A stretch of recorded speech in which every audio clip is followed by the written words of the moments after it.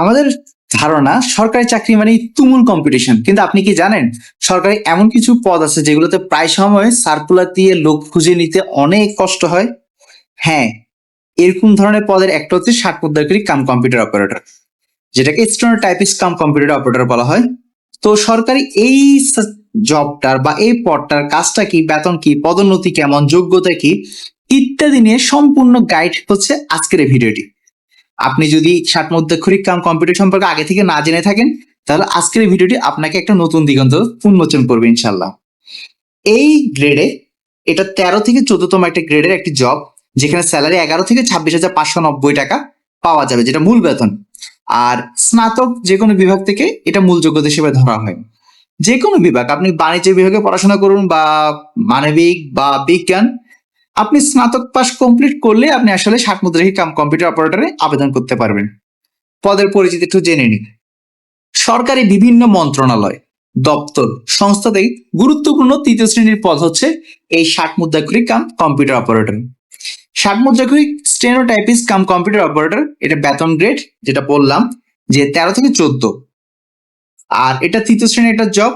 আর এটা বাংলাদেশের যতগুলো মন্ত্রণালয় রয়েছে, স্বরাষ্ট্র মন্ত্রণালয়, পররাষ্ট্র মন্ত্রণালয় থেকে শুরু করে বাণিজ্য মন্ত্রণালয়, প্রত্যেকটা মন্ত্রণালয়ে এই জবের পোস্ট থেকে থাকে।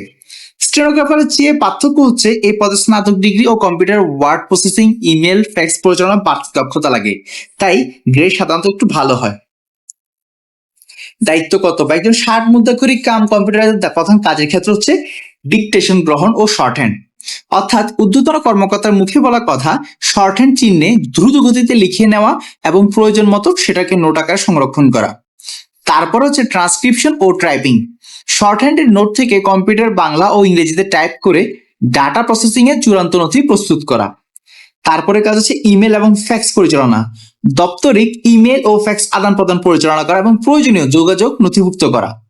4 নম্বর হচ্ছে দপ্তরিক নথি প্রস্তুতি, নোটশিট, স্মারক, অফিস আদেশ, ই নথি তৈরি এবং রিপোর্ট লেখা, ঊর্ধ্বতনের সময় সময় দায়িত্ব অর্পণ অনুসারে তার পালন করা, এগুলো মূলত ষাট মুদ্রাক্ষরিক কাম কম্পিউটার টাইপিস্টের কাজ হয়ে থাকে। তো শিক্ষাগত যোগ্যতা এবং কোন বিভাগে আবেদন করতে পারবেন, যেটা আমরা এর আগে বললাম, যে কোনো বিভাগে আপনি আবেদন করতে পারবেন। বিজ্ঞান, বাণিজ্য, মানবিক যে কোনো শাখা থেকে স্নাতক সম্পন্ন হলে আপনি আবেদন করতে পারবেন। কম্পিউটার অপারেটর পদের মতো নির্দিষ্ট বিজ্ঞান বিভাগের এখানে কোনো আসলে বাধ্যবাধকতা নেই। আর বাধ্যতামূলক যে যোগ্যতাটা আপনার সেটা লাগবে সেটা হচ্ছে স্বীকৃত বিশ্ববিদ্যালয় থেকে স্নাতক বা সমমানের ডিগ্রি থাকা লাগবে, কম্পিউটার প্রশিক্ষণ প্রাপ্ত হতে হবে, শর্ট হ্যান্ডে গতি থাকা লাগবে আপনার বাংলায় 45টি এবং ইংরেজিতে 70টি প্রতি মিনিটে, এবং কম্পিউটার টাইপিং এ বাংলায় 25 এবং ইংরেজিতে 30 শব্দ টাইপিং করার গতি থাকতে হবে। অতিরিক্ত প্রয়োজনীয় দক্ষতা হিসেবে computer word processing, email, fax পরিচালনা দক্ষতা এবং অভিজ্ঞতা থাকা ভালো। তাছাড়া বিজয় এবং অভ্র উভয় কিবোর্ডের লেআউট দক্ষতা থাকা উচিত। আর বয়স সীমাটা হচ্ছে 18 থেকে 30 বছর। আর বিভাগীয় প্রার্থীদের ক্ষেত্রে 40 বছর পর্যন্ত শিথিলযোগ্য। অর্থাৎ ধরেন আপনি বর্তমানে স্বরাষ্ট্র মন্ত্রণালয়ে অফিস সহায়ক পদে 20তম গ্রেডে চাকরি করছেন। আপনি যদি অফিস সহায়কের 20তম গ্রেড থেকে এই 14তম গ্রেডে পরীক্ষা দিয়ে থাকেন অন্য কোনো ওই একই স্বরাষ্ট্র মন্ত্রণালয় অন্য কোনো একটা নতুন সার্কুলারে, তাহলে আপনি কিন্তু বিভাগীয় প্রার্থী হিসেবে এক্সট্রা বেনিফিট পাবেন। ঠিক আছে, সেক্ষেত্রে এক্সট্রা বেনিফিট প্রথমত যেটা পাচ্ছেন, যেহেতু আপনি নিজের মন্ত্রণালয়ে আপনি এখানে জব অলরেডি আছেন, সেহেতু ওই মন্ত্রণালয়ে আপনি এক্সট্রা একটা প্রায়োরিটি পাবেন অন্য ক্যান্ডিডেটের চেয়ে। এবং আপনার বয়স যদি 40 বছর হয়ে যায়, আপনি তারপরও এখানে অ্যাপ্লাই করতে পারবেন। বেতন ও সুযোগ সুবিধা, জাতীয় বেতন স্কেল 2015 অনুযায়ী সাধারণত গ্রেড 13-14 ভুক্ত মূল বেতনে যেসব ভাতা যুক্ত হয় তা হচ্ছে বাড়ি ভাড়া ভাতা, পোস্টিং এলাকা অনুযায়ী যাতায়াত ভাতা, পেনশন সুবিধা অবসরের পরে যেটা পাবেন, তাছাড়া বার্ষিক ইনক্রিমেন্ট তো থাকছেই, তাছাড়া চিকিৎসা ভাতা, উৎসব ভাতা বছরের 2টি এবং ঈদে একটি, গৃহ নির্মাণ ঋণ সুবিধা। আপনি কিন্তু হাউস লোনও পাবেন কিন্তু এই জবে কিন্তু চাকরি করে। তো আবেদন ফি হচ্ছে এ ধরনের পদে সাধারণত 200 টাকা, পরীক্ষা ফি, টেলিটক সার্ভিস চার্জ সহ মোট 223 টাকা, আর SMS এর মাধ্যমে জমা দিতে হয়। দপ্তর ভিত্তিতে এটা আসলে ভিন্ন হতে পারে, কোথাও কম বেশি হতে পারে। আর এটা কিন্তু আবারও বলছি, জাতীয় বেতন স্কেল 2015 অনুযায়ী গ্রেড 13 বা 14 ভুক্ত পদ, যেখানে আপনার স্যালারিটা হচ্ছে 11 থেকে 26,590 টাকা। এটা কিন্তু আপকামিং আমাদের বর্তমান যে পে স্কেলটা আছে, নবম পে স্কেল, সেটাতে এটা প্রায় দ্বিগুণ হয়ে যাবে স্যালারিটা। তাহলে বুঝতে পারতেছেন কতটা আসলে স্যালারির দিক থেকে বলেন বা প্রেস্টিজের দিক থেকে এটা কম প্রেস্টিজিয়াস না, যেহেতু আপনি আসলে শর্ট হ্যান্ডে কাজটা করবেন আপনার মন্ত্রণালয়ের সর্বোচ্চ ব্যক্তিদের সাথে, সেহেতু আপনার একটা আলাদা একটা সম্মান এখানে সাথে কাজ করেন। নিয়োগ পরীক্ষা পদ্ধতি সাধারণত 3টি ধাপে নিয়োগ পরীক্ষা সম্পন্ন হয়। প্রথমত লিখিত পরীক্ষা হয়, বাংলা, ইংরেজি, সাধারণ গণিত, সাধারণ জ্ঞান এবং কম্পিউটার বিষয়ক। এরপরে আপনার আসলে ব্যবহারিক পরীক্ষা দেওয়া লাগে, যেটা হচ্ছে শর্ট হ্যান্ড এবং টাইপিং আলাদা। অর্থাৎ আপনার শর্ট হ্যান্ড যেটা বললাম 60 মুদ্রাক্ষরিক এবং টাইপিং বাংলা ইংরেজি টাইপিং সেটা আলাদা পরীক্ষা হবে। ডিকটেশন নিয়ে শর্ট হ্যান্ডের লেখা, তারপর তা কম্পিউটার ওয়ার্ড প্রসেসিং এ ট্রান্সক্রাইব করে টাইপ করা দক্ষতা যাচাই করা হয়। ফাইনাল হচ্ছে মৌখিক পরীক্ষা। যদি আপনার ব্যবহারিক পরীক্ষাটা ঠিক থাকে তাহলে সাধারণত মৌখিক পরীক্ষা খুব একটা ঝামেলা থাকে না, কারণ আর ব্যবহারিক পরীক্ষাতে আসলে অনেকে টিকতে পারে না। যাদের আসলে শর্ট হ্যান্ডের লেখার কোনো দক্ষতা নেই তারা আসলে 2-4 দিন 5 দিন চেষ্টা করে আসলে শর্ট হ্যান্ডে কাজ করা যায় না। মোটামুটি আপনাকে 3-4 মাস যদি আপনি সময় দিতে পারেন টানা, তাহলে একটা ভালো রেজাল্ট করা সম্ভব। আর লিখিত পরীক্ষা উত্তীর্ণরা কেবল শর্ট হ্যান্ড টাইপিং পরীক্ষায় অংশদানের সুযোগ পান, সেম ভাবে ভাইবার ক্ষেত্রে সেম। তো লিখিত ব্যবহারিক পরীক্ষার সিলেবাস যেটা, সেটাতে বাংলা, ব্যাকরণ, বানান, রচনা, পত্র লেখন ইত্যাদি থেকে কোশ্চেন আসে। সাধারণ গণিতে মানসিক দক্ষতা এবং সাধারণ গণিত থেকে কোশ্চেন এসে থাকে। আর শর্ট হ্যান্ড টেস্ট হচ্ছে বাংলায় 45, ইংরেজিতে 70 মিনিটে গতি ডিকটেশন করতে হবে।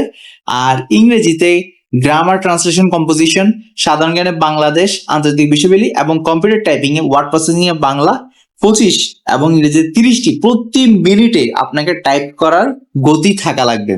এটা কিন্তু খুব সহজ কোনো কাজ না, এটার জন্য আপনার কিন্তু আসলে পরিশ্রমের দরকার, এর জন্য প্র্যাকটিসের দরকার।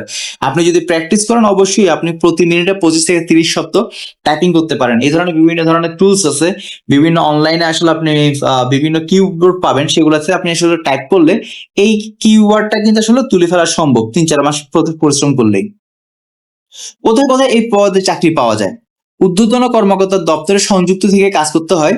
আর এই কারণে সচিবালয়, মন্ত্রণালয়, বিভাগীয় জেলা প্রশাসনের কার্যালয়, গৃহায়ন এবং গণপূর্ত মন্ত্রণালয় দপ্তর, সরকারি অধিদপ্তর এবং পরিদপ্তর, সরকারি কর্পোরেশন এবং বোর্ড, পল্লী উন্নয়ন বোর্ড, রাজউক, সেতু কর্তৃপক্ষ, স্বায়ত্তশাসিত সংস্থা, তথ্য ও প্রযুক্তি বিভাগ, উন্নয়ন প্রকল্প ও গবেষণা বিভাগ।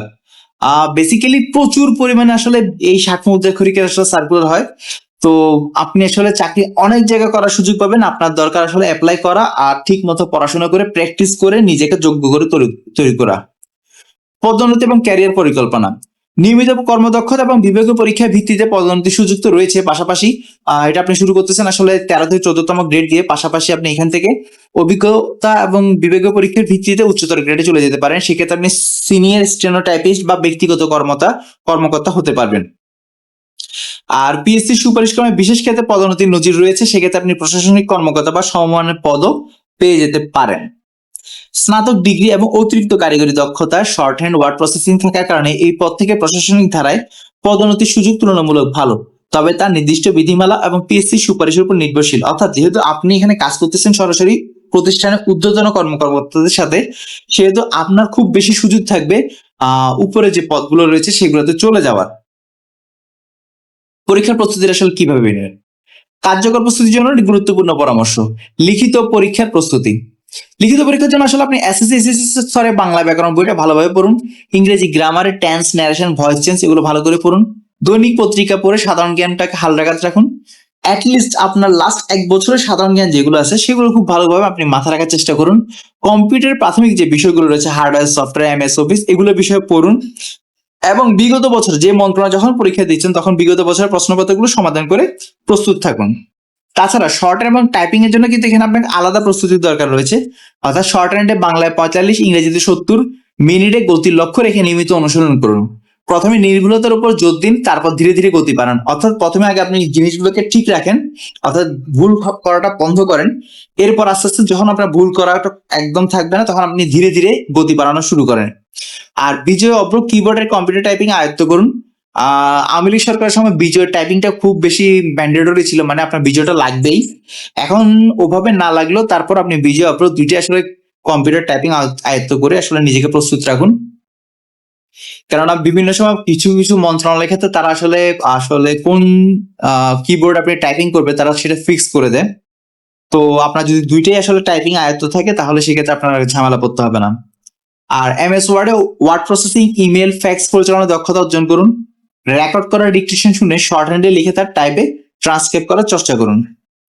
প্রায় জিজ্ঞেস করা যে প্রশ্নগুলো রয়েছে তার মধ্যে রয়েছে কোন বিভাগের শিক্ষার্থীকে যে কোনো বিভাগের শিক্ষার্থীকে আবেদন করতে পারবে? হ্যাঁ, বিজ্ঞান, বাণিজ্য, মানবিক যে কোনো বিভাগ থেকে স্নাতক পাশ করলে আপনি আবেদন করতে পারবেন।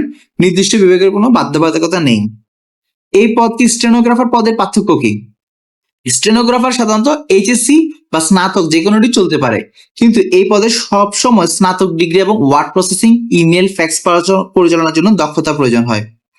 আর শর্ট হ্যান্ড লেখা কি বাধ্যতামূলক? হ্যাঁ, আপনাকে অবশ্যই শর্ট হ্যান্ড লেখা জানতে হবে এবং শর্ট হ্যান্ড শুধু লেখা জানলেই হবে না, পাশাপাশি শর্ট হ্যান্ডে বাংলায় 45টা এবং ইংরেজিতে 70টা মিনিটের শব্দ তোলার মতো গতি আপনার থাকা লাগবে।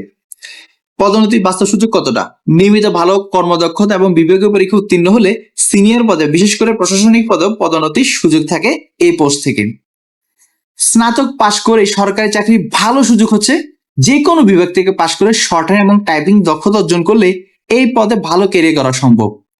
এবং এটা হচ্ছে বলতে গেলে বাংলাদেশের সরকারি চাকরির মধ্যে অন্যতম সবচেয়ে সহজ, তবে এক্ষেত্রে যোগ্যতার বড় মাপকাঠি হচ্ছে আপনার শর্ট হ্যান্ড। আপনার যদি শর্ট হ্যান্ডটা আপনি ঠিকভাবে কাজ করতে পারেন, আপনি টাইপিং এর জায়গাটাতে তারা কনসিডার করে। তো আমাদের চ্যানেলটা যদি ভালো লেগে থাকে অবশ্যই চ্যানেলটা সাবস্ক্রাইব করুন, আর ফেসবুকে অবশ্যই আমাদের চ্যানেলটা ফলো করবেন। পাশাপাশি আপনাদের যে মতামত আছে সেটা আমাদের কমেন্ট সেকশনে জানান। আমরা নিত্য নতুন আসলে পরীক্ষার প্রস্তুতি, পরীক্ষার সমাধান এবং বিভিন্ন ধরনের আসলে টিপস এবং পদ নিয়ে আলোচনা করে থাকি। আপনারা আপনাদের মতামত জানিয়ে আমাদেরকে জানাবেন। ইনশাল্লাহ দেখা হচ্ছে পরবর্তী ভিডিওতে। ভালো থাকবেন। সালাম আলাইকুম।